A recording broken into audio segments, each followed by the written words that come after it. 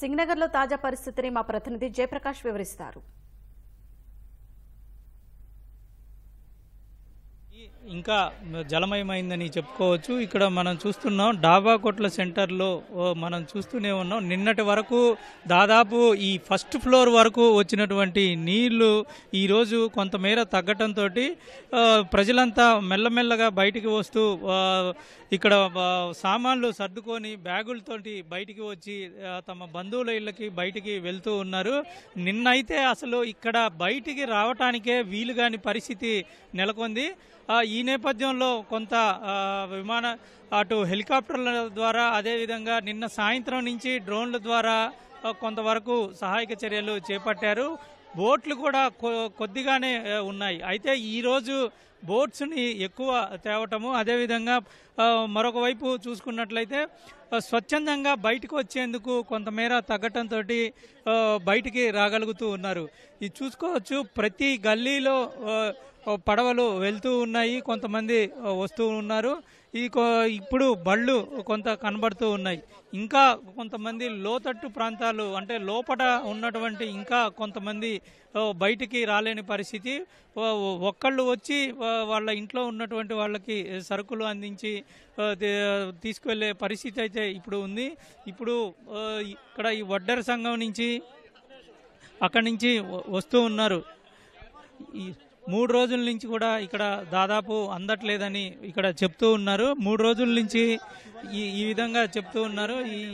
ఈ శివాలయం వీధి కానీ లేకపోతే ఈ చుట్టుపక్కల ప్రాంతాల నుంచి చాలామంది ఆవేదన వ్యక్తం చేస్తూ ఉన్నారు. ఇక్కడ మనకి కనబడుతున్న ప్రతి ఒక్కళ్ళు కొంతమందికి మాత్రమే కొన్ని ప్యాకెట్లు నీళ్లు అందుతూ ఉన్నాయి, చాలామందికి రావట్లేదు. మేము ఇలాగా నడిచి బయటికి వచ్చి అక్కడి నుంచి తీసుకువెళ్లాల్సిన పరిస్థితి నెలకొందని చెప్తూ ఉన్నారు. మనొక వైపు ఎన్డీఆర్ఎఫ్, అదేవిధంగా ఈ ఆక్టోపస్ సిబ్బంది కూడా ఈ పడవల ద్వారా ఇప్పుడు వెళ్తూ కొంతమందిని తమ గమ్యస్థానాలకు చేర్చడము, అదేవిధంగా చిక్కుకున్న వాళ్ళు ఎవరైతే ఉంటే వాళ్ళ బంధువులు ఒకళ్ళు వచ్చి ఈ బోట్లని అక్కడికి తీసుకువెళ్ళి వాళ్ళని తీసుకురావటం అయితే జరుగుతూ ఉంది. ఇది అసలు సింగనగర్లో ఉన్నటువంటి ఒక ప్రధాన రహదారి అని చెప్పుకోవచ్చు. కానీ ఎక్కడ మనకి బయటికి రాలేని పరిస్థితి ఇక్కడ కనబడుతుంది. ఇళ్లల్లో చూస్తూ ఉన్నాము. ఇళ్లల్లో చాలామంది ఇక్కడికి వచ్చి ఇళ్లల్లో నుంచి బయట ఎలా ఉంది ఏంటి అనేది చూస్తున్నారు. వాంబే కాలనీ నుంచి వీళ్ళు వస్తూ ఉన్నారు.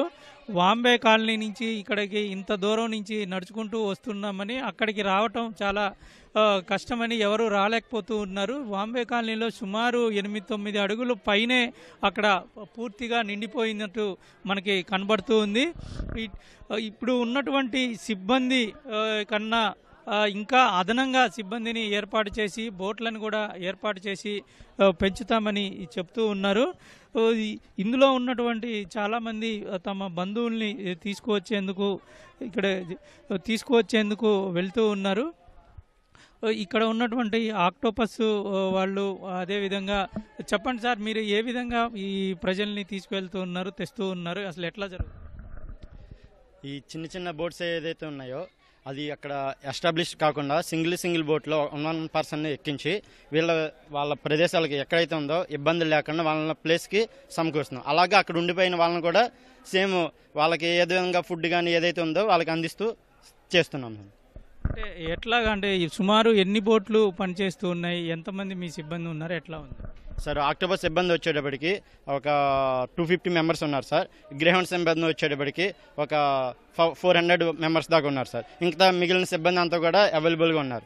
మ్యాటర్ ఏంటంటే డిస్ట్రిబ్యూట్ చేస్తున్నారు సార్ ఇప్పుడు అంటే ప్రతి బోటు రావడము, వాళ్ళ ప్రదేశాలు పంపించడము, ఎవరికి ఇబ్బంది రాకుండా. ఇదివరకు ఎక్కువైతే వెళ్ళారు, ఇప్పుడు 1 పర్సన్ ఇచ్చి మొత్తం అంతా ఎవరికి ఇబ్బంది కాకుండా అనేది చూసుకుంటున్నారు సార్ మన పోలీస్ సిబ్బంది మొత్తం అంతా. ఇక్కడ అధికారులకు కూడా దాదాపు ఒక్కొక్క అధికారికి ఒక్కొక్క విధులు నిర్వహించాలనేటువంటిది ఇచ్చారు.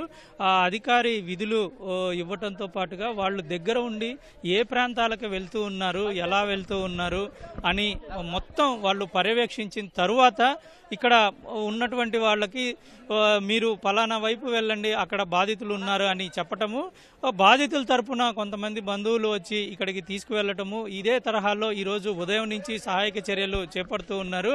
మనం చూసాము ఈ చివరి నుంచి ఆ చివరి దాకా జనాల రాకపోకలు, పడవలు కూడా ఈ విధంగా కొనసాగుతూ ఉన్నాయి. కెమెరా బిఎన్ఆర్తో జయప్రకాష్, ఈటీవీ న్యూస్, విజయవాడ.